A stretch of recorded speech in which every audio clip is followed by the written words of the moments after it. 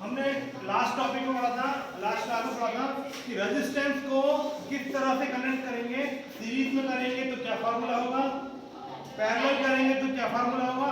अगर हम हाथ ऊपर करेंगे, अगर हम रेजिस्टेंस को सीरीज में कनेक्ट करते हैं तो जो फार्मूला होगा वो फार्मूला क्या होगा वो बताएंगे।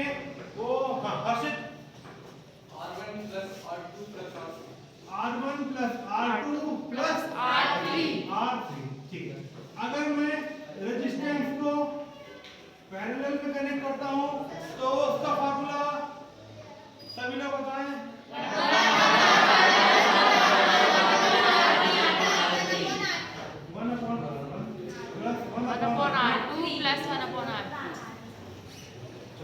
आप बताएं बेटा प्रियांशी, क्या नाम है, मानसी। अगर रेजिस्टेंस को हम सीरीज में कनेक्ट करें या पैरेलल में कनेक्ट करें तो रेजिस्टेंस कम किस केस में होगा। रेजिस्टेंस जो है वो कम इस केस में कम होगा कि इस केस में कम होगा, मतलब बाधा किस केस में कम रहेगी। ये सीरीज में लगाएंगे तो कम रहेगी कि पैरेलल लगाएंगे तो कम रहेगी। आर की वैल्यू कम कब आएगी।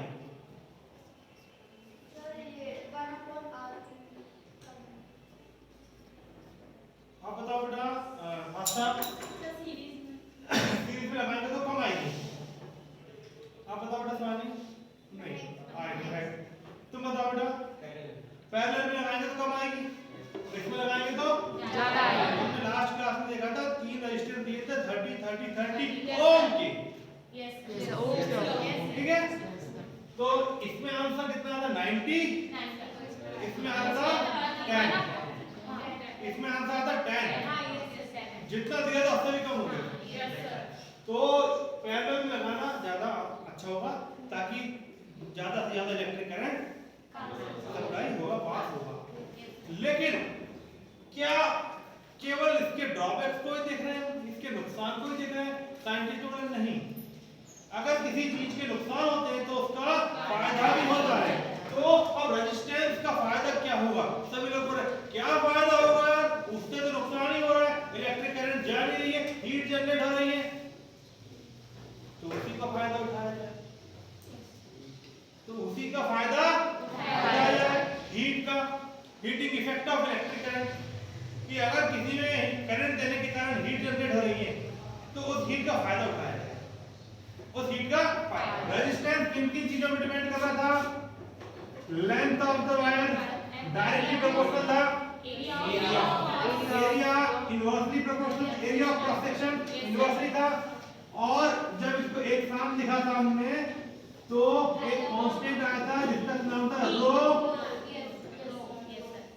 रो मतलब मटेरियल ऑफ द कंडक्टर के वायर।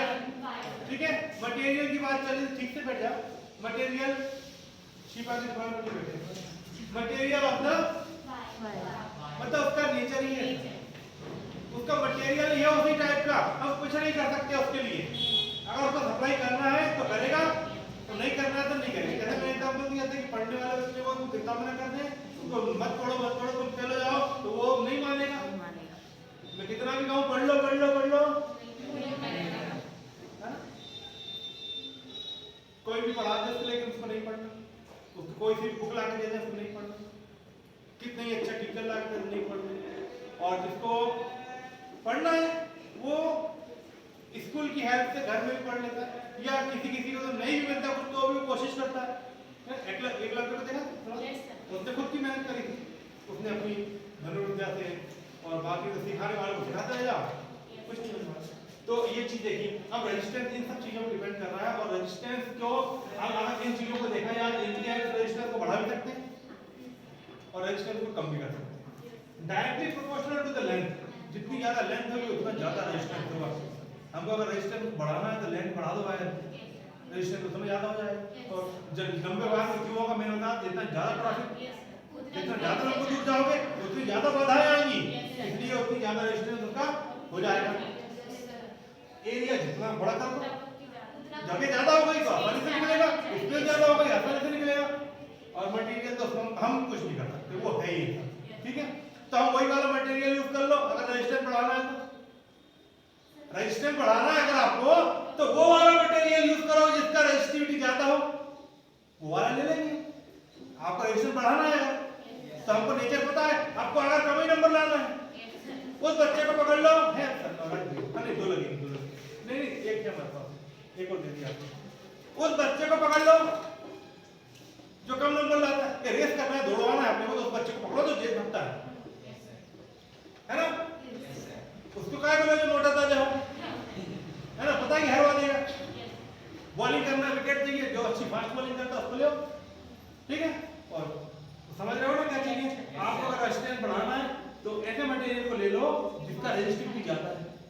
रेजिस्टिविटी ज्यादा पहले से ही तो रेजिस्टेंस तो बढ़ेगा ही बढ़ेगा, ऑटोमेटिकली बढ़ गया। उसकी लंबाई और बढ़ा दी, एरिया कम कर दिया, समझ गए। तो इसी को बोलते हैं जूल्स इफेक्ट ना, heating effect, heating effect of electric current, joules law है ये, ठीक है। आप एक बुक दिए मुझे बुक तो मेरा लॉ क्या है इसमें देखिए, आपको हीटिंग इफेक्ट बता रहा हूं मैं आपको। जूल्स लॉ मैंने बताया आपको ये यहाँ। अब देखो इसके जो फार्मूला कैसे बनेंगे, इसका ध्यान से देखिए आप। मैंने आपको याद करो 9th क्लास, याद करो 9th क्लास, दो टाइप की एनर्जी बताई थी मैंने आपको, एक काइनेटिक एनर्जी और पोटेंशियल एनर्जी। एनर्जी कैसे प्रोड्यूस होती है, क्या करना पड़ता है उसको, क्या करना पड़ेगा, तो हाँ क्या करना पड़ेगा, फोर्स लगाना। मतलब क्या हो रहा है, क्या कर रहे हो, हो क्या रहा है, वर्क हो रहा है, ठीक है। तो work in the form of energy store हो जाएगी उसके अंदर, work in the form of. अब जैसे मैं बॉलिंग कर रहा हूँ स्पिनरों में, स्पिनर मैंने बॉलिंग करी, ठीक है, तो विकेट कैसा होगा, जरा सा ऐसा होगा।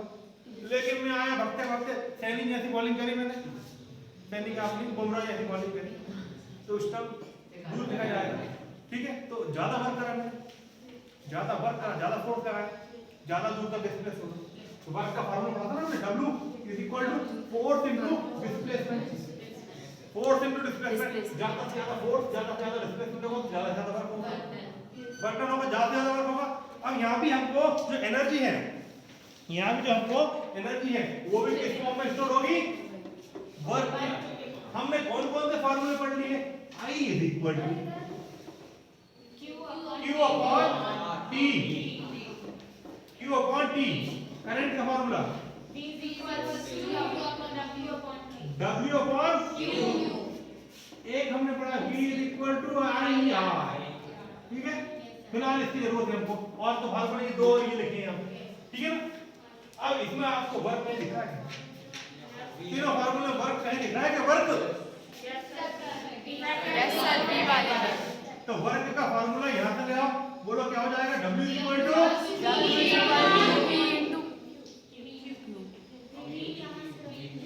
इंटू जाएगा, W इक्वल टू VQ। भैया जब आपको पोटेंशियल डिफरेंस दिया है, जब आपको चार्ज दिया है तो आप वर्क निकाल सकते हैं।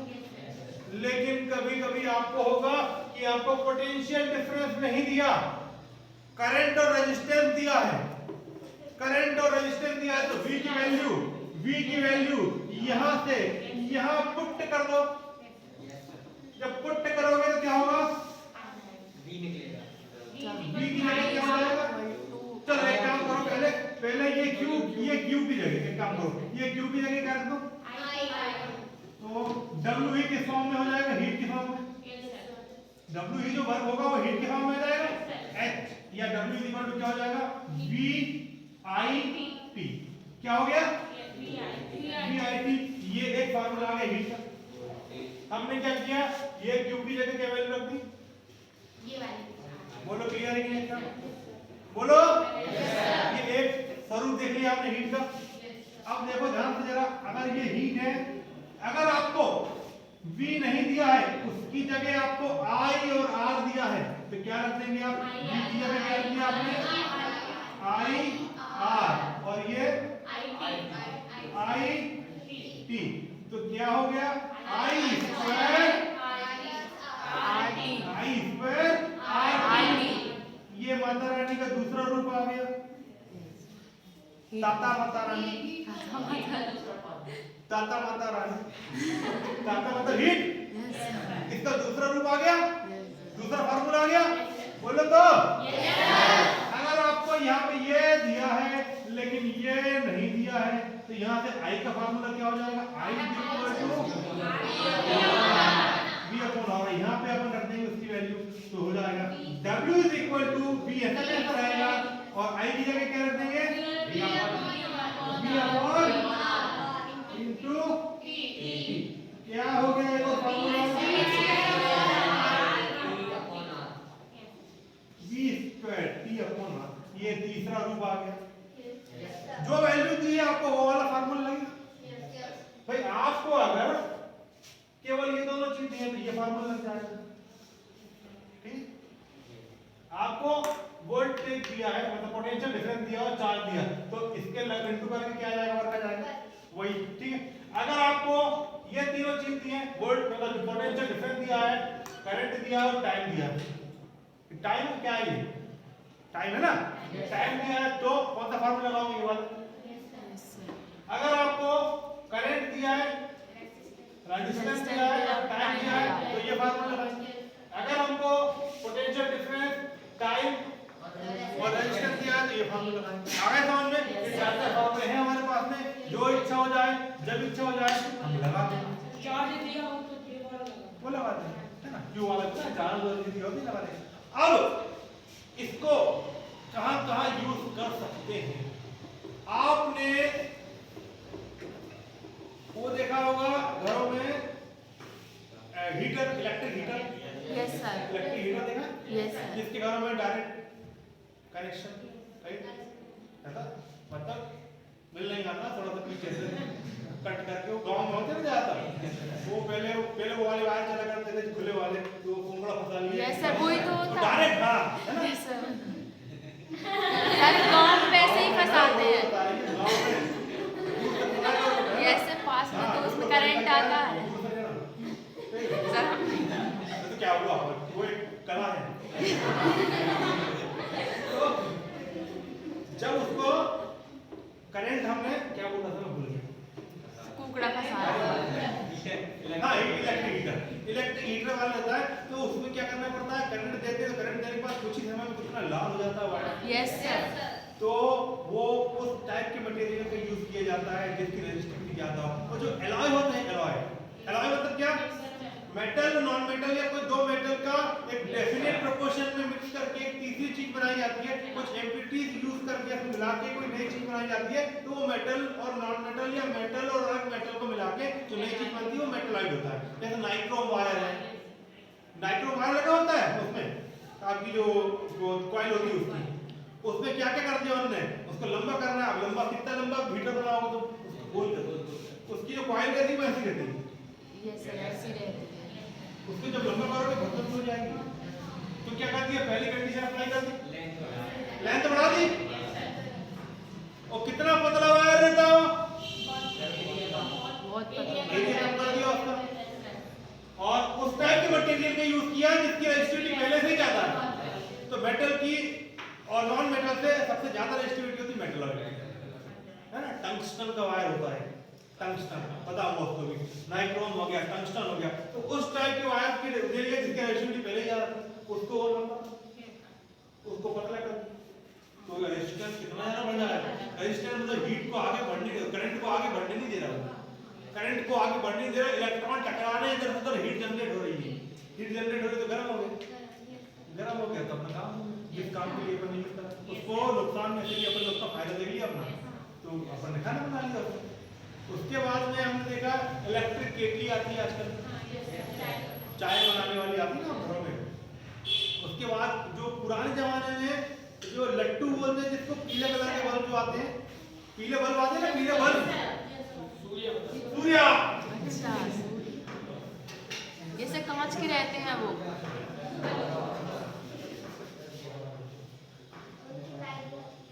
ये जो रहता ना, ये रहता टंगस्टन। टंगस्टन एक मेटलॉइड है, टंगस्टन, ठीक है।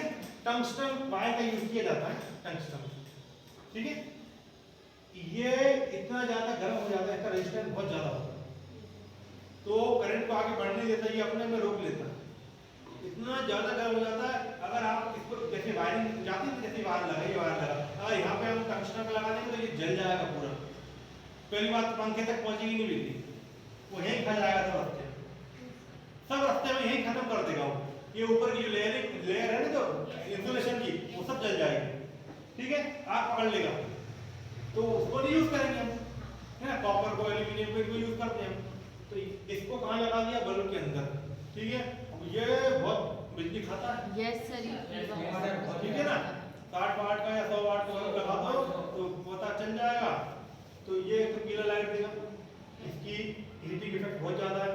इसको इस कांच के अंदर रखा जाता है, अगर इसको बाहर जला देंगे तो फट हो जाएगा, ऑक्सीडाइज हो जाएगा, ऑक्सीजन से रिएक्शन कर लेगा बाहर है, और वो जल के राख हो जाएगा, ऑक्सीजन से रिएक्शन करके जल राख हो जाएगा। तो इसके अंदर आर्गन नाम की गैस निकलती है, जो कि इनर्ट गैस, इनर्ट मतलब जो किसी से रिएक्शन नहीं करती, नोबल गैस, नोबल गैस ना, जो लास्ट केवल पीरियोडिक टेबल की लास्ट वाले 18 नंबर की कॉलम में फिल की गई है, उन गैस को चल रहा है, उसको उसमें डाल देते हैं ताकि ये इससे रिएक्शन ना कर सके, तो ये जलता रहे।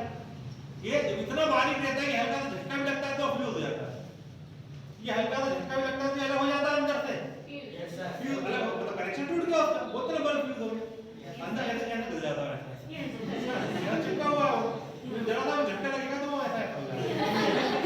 तो ये जो वायर है यहाँ पे, इसका हीटिंग इफेक्ट बहुत ज्यादा है, इसमें रेजिस्टेंस और इतनी गर्म होने के बाद में पिघलता नहीं है, लगभग 3000 डिग्री सेल्सियस के ऊपर इसका मेल्टिंग, लगभग 3-3,500, कहाँ से पिघलेगा? कोई नॉर्मल हो तो पिघल जाए इतने टेम्परेचर में, है ना, इतनी गर्मी में इसका मेल्टिंग पॉइंट बहुत ज्यादा होते हैं। तो ये हो गया, और सोचो थोड़ा सा, एक चीज और है आपके घर में, heating effect of electric current की बहुत यूज होती है, हाँ, इस्त्री, प्रेस,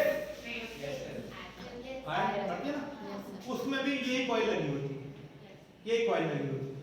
लेकिन जो क्या होता है, जिसमें हम जैसे यहाँ पे हमने ये ध्यान से ना, इधर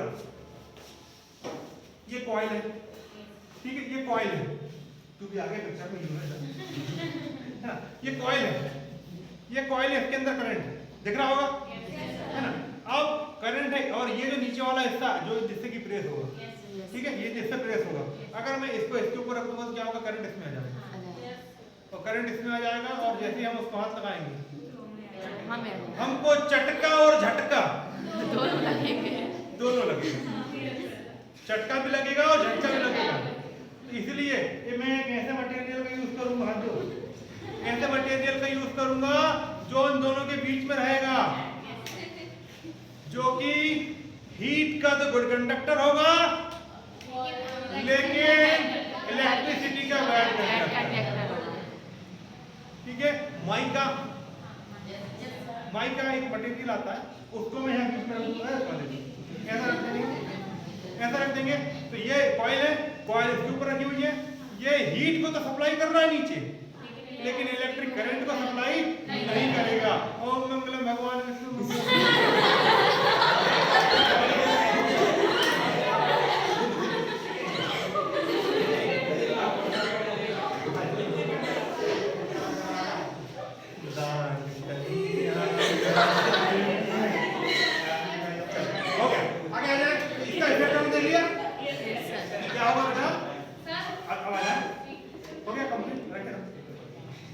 हमने बेटा हीटिंग इफेक्ट का यूज कहाँ कर लिया, इलेक्ट्रिक केबल में कर लिया, ठीक है, बल्ब में कर लिया, आयरन में कर लिया, इलेक्ट्रॉनिक जो आयरन कर रहे हैं अपन उसमें कर लिया अपन ने, तो उसका फायदा उठा लिया, ठीक है। और जो हीट है, अब देखे जाए ध्यान से जरा, ये जो फार्मूला है हीट का, हीट किस किस पे डिपेंड करती है, करंट पे, और सब डायरेक्टली प्रोपोर्शनल है, जितना ज्यादा करंट उतनी ज्यादा हीट, जितना ज्यादा रेजिस्टेंस उतनी ज्यादा हीट, जितनी देर तक करोगे गरम उतनी ज्यादा हीट, उतना ज्यादा जितना टाइम तक इलेक्ट्रिसिटी पास करोगे उतनी ज्यादा हीट होती जाएगी, उससे ज्यादा गर्म होता जाएगा। आयरन को आप गर्म करते जाए, जितना गर्म हो जाएगा कुछ देर बाद कपड़ा जला देगा, ठीक है। ऑटोमेटिक वाले आने लगे आजकल, लेकिन उसके बाद भी डर रहता है। आगे समझ में कि नहीं? ये सारा का सारा। अब बात कर रहे हैं हम बाहुबली का क्या है? पावर। अब बात कर रहे हैं हम पावर। हमने फिजिक्स में भी हमने चैप्टर नंबर 10 में पढ़ा था पावर क्या होती है। पावर ऑफ द लेंस, उसकी एक डायोप्टर होती है, वो एक अलग चीज थी, है ना। उसकी इसलिए बता रहा हूँ, कई बार आता है कि पावर की यूनिट पूछने में आती है, कंफ्यूज मत होना। वहाँ पे पावर ऑफ इलेक्ट्रिक करंट रहेगा और पावर ऑफ लेंस रहेगा, तो पावर को कनेक्ट मत कर देंगे, ठीक है। यहाँ जो पावर है इसकी यूनिट वाट, W/T वाट। अगर इसकी जगह तुमने डायोप्टर लिख दिया, उन्होंने पूछा what is the power of electric current, ये इंस्ट्रूमेंट किसी की पावर पूछी उन्होंने, आपने लिख दिया डायोप्टर, आपको क्या लिखना था? वाट। अगर आपने डायोप्टर लिख देंगे तो आपकी लग जाएगी वाट, आपकी लग जाएगी वाट, ठीक है। इसलिए यहाँ पे पावर जब आपके घर में जो वाट के बल्ब आते हैं, कितने वाट के बल्ब है, कितने वाट का टीवी है, कितने वाट का पंखा है, कितने वाट की वॉशिंग मशीन है, सब आते हैं ना वाट से ही आते हैं। तो अब यहाँ पे आ रहे पावर। अब पावर जो होता है, पावर करना कुछ नहीं है, P is equal to energy upon P is equal to energy upon time. ये भी एनर्जी मैंने बताया, ये भी एनर्जी मैंने बताया, और वो भी एनर्जी मैंने बताया। सबको T से डिवाइड कर दो, T सबको T से डिवाइड कर दो। चलो पावर का एक फार्मूला बन जाएगा, बोलो VIT upon T, VIT upon T। फिर दूसरा बोलो I square RT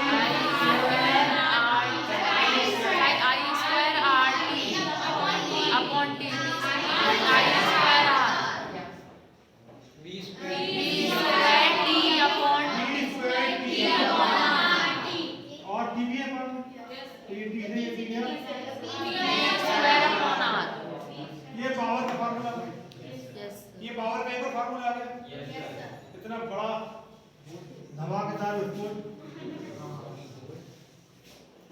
ऐसा नहीं करेगा। इससे ज्यादा अच्छी विस्फोट को सैनिटाइजर की लगेगी।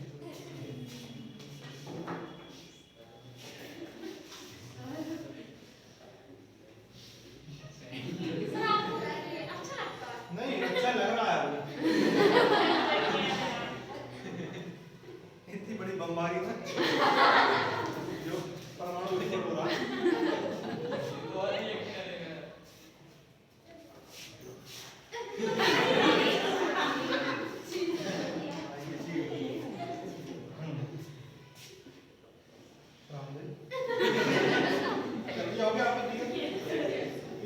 अब बात आ रही है हमारी कि पावर का हमने देखा, हमने पावर की यूनिट जो होती है क्या होती है बेटा? अब ये वाट है बहुत छोटी यूनिट है, इसलिए इसकी आती है किलोवाट, ठीक है ना। तो चलो पावर का भी हमने फॉर्मूला देखा था, P is equal to energy upon time, ठीक है ना, P is equal to energy upon time. अब हमने देखा कि जो इसकी जो यूनिट छोटी सी है ये वाट है। अब क्या करते हैं किलोवाट, क्या करते हैं किलोवाट। तो 1 किलोवाट में कितने वाट? 1000 watt। 1000 वाट, बोलो क्लियर है? 1000 वाट। अब जो हमारे घर में हम क्या आ रहा है, एनर्जी आ रही है, हमारे घर में क्या आ रही है, एनर्जी आ रही है। हमारे घर में जो बिल आता है वो एनर्जी का आता है, electric current in the form of energy, energy आ रही है हमारे घर में। अब एनर्जी आ रही है तो एनर्जी किस फॉर्म में आएगी, ये कहां पहुंच जाएगा, E is equal to क्या हो जाएगा, PT हो जाएगा ना, PT में बोलो। अब E is equal to power की यूनिट वाट और टाइम को अगर घंटे मिले तो वाट आवर। 1 वाट को 1 घंटे तक यूज करते रहो तो जितनी भी एनर्जी कंज्यूम होगी वो 1 वाट आवर। लेकिन 1 वाट तो छोटी यूनिट है, हम क्या कर रहे हैं किलोवाट, तो क्या हो जाएगी उसकी यूनिट किलोवाट। 1000 वाट मतलब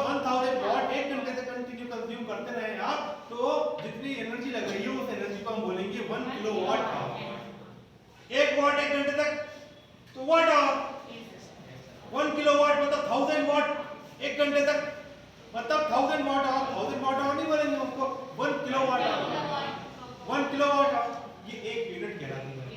क्या कहलाती है? 1 यूनिट बिजली, ठीक है ना? कितनी यूनिट? 1 यूनिट। लेकिन एनर्जी की जो यूनिट है वो तो हमने जूल में पढ़ी है। एनर्जी की यूनिट जो हमने वो जूल में पढ़ी है, जूल पढ़े हमने। और जूल में कन्वर्ट कर देते हैं, जूल में देखो ध्यान, ये देखो E is equal to क्या लिखा है? 1 किलोवाट, ठीक है? इसी को क्या बोल रहे हैं हम? 1 यूनिट।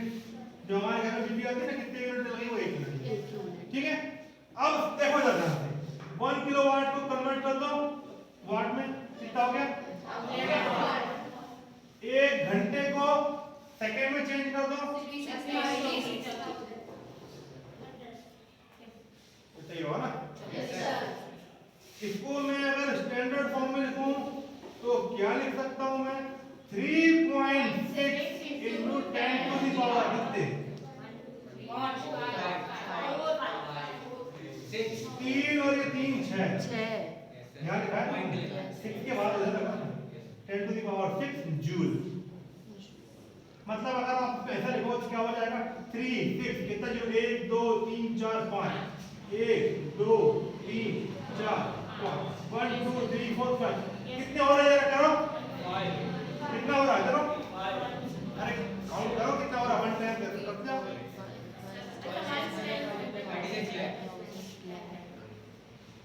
कितना? 1 unit is equal to 36 lakh joule. किसी के घर में ऐसा बिल आ जाए तो हार्ट अटैक से मर जाएगा।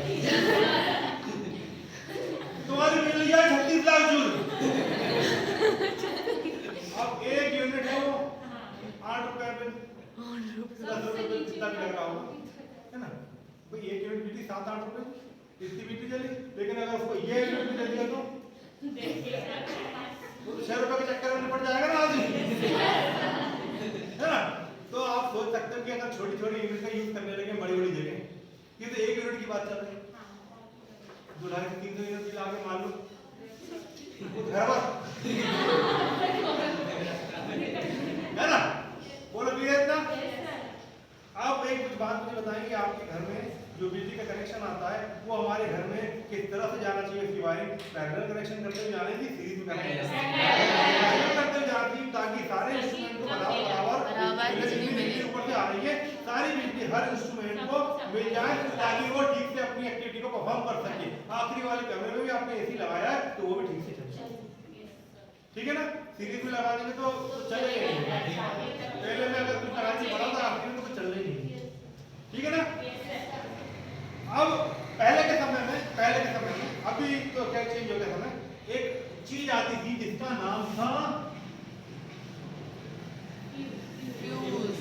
Fuse wire. हालांकि अगले चैप्टर में इसको डिटेल में पढ़ेंगे। फ्यूज वायर क्या होता था?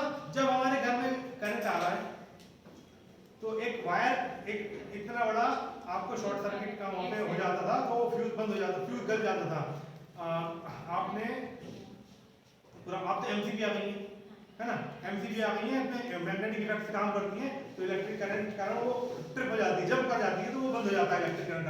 पहले फ्यूज करते थे, घर में कोई दिक्कत हो गई, मान लो शॉर्ट सर्किटिंग हो गई, दो वायर आ रहे हैं, लाइव वायर न्यूट्रल वायर आपस में कहीं टकरा के फट के मिल गए आपस में, तो शॉर्ट सर्किटिंग हो जाएगी, इससे फ्यूज जल जाएगा, आपके घर में बिजली आना बंद हो जाएगी, ठीक है? बिजली आना बंद हो जाएगी तो जिससे घर में जो नुकसान होने वाला था किसी को वो नुकसान नहीं। या फिर आपने ओवरलोडिंग, मान लो एक प्लग है, उसकी कैपेसिटी है 5 एम्पीयर करंट को ले जाने की, एक बोर्ड है, छोटे छोटे बटन लगे उसमें 5 एम्पीयर करंट ले जाने लगे, उसमें तुमने 3 पिन फंसा दी, उसी में तुमने टीवी का, उसी में मिक्सी का, उसी में चार्जर सब लगा दिए। अब उसकी कैपेसिटी नहीं है उतनी ले जाने की, लेकिन तुम उससे ले रहे हो, लोड बढ़ा दिया तुमने उसके ऊपर, लोड बढ़ा दिया ना, तो ओवरलोड होगा उसके ऊपर। जब ओवरलोड होगा तो वो पकड़ जाएगा, वो कीक मार देगा, वो कीक मार देगा और चिल्ला के वो खत्म हो जाएगा, खत्म अपनी जगह पे, तो जल जाएगा बोर्ड, ठीक है? वो बोर्ड उसके लिए जो बड़े इंस्ट्रूमेंट होते हैं, फ्रिज है, वॉशिंग मशीन है, और उसके लिए 15 या 16 एम्पियर का एक पावर सॉकेट आता है। तो उसमें लिखा रहेगा 15A या 16A। और बड़े-बड़े आते हैं जैसे एसी के लिए 25 और 32 तक और भी बड़े-बड़े आते हैं। लेकिन हमारे घर में जो एसी अगर नहीं है तो उसके लिए आपको 16 एम्पियर का या 15 एम्पियर का एक पावर प्लग दिया जाता है जिसमें आप वॉशिंग मशीन सब कुछ लगा सके। एक अर्थ वायर भी आता है, वो पूरा डिटेल है अगले चैप्टर में। इसी के साथ ये चैप्टर आपके यहाँ पे खत्म हो रहा है।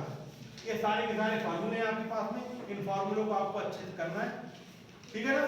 अगली क्लास में पहले आपसे मैं न्यूमेरिकल्स करवाऊंगा इसकी, और उसके बाद में हम चैप्टर नंबर अगला वाला स्टार्ट करेंगे। उसमें अब आपको पता चलेगा कि करंट जब दिया जाता है किसी मोटर को तो वो मोटर काम करती कैसे है। पंखे में हमने करंट दिया तो पंखा घूम क्यों रहा है, इसी तरह से क्यों घूम रहा, वो ऐसे क्यों नहीं घूम रहा, ऐसा भी घूम सकता है। आयरोटा लगा दो, वो आपको पता चलेगा। उसमें यो हनी सिंह के फार्मूले लगे हैं, यो, ठीक है। एक से नहीं काम करा तो हमने दो उसने लेफ्ट हैंड और राइट हैंड दोनों रूल दिए बेटा, ठीक है। तो Fleming right hand rule, Fleming left hand rule, उसको हम पढ़ेंगे जो कि अगले चैप्टर में आपका। और आपका उसमें बताया जाएगा कि जब इलेक्ट्रिक मोटर को करंट दिया जाता है तो वो परफॉर्म कैसे करती है।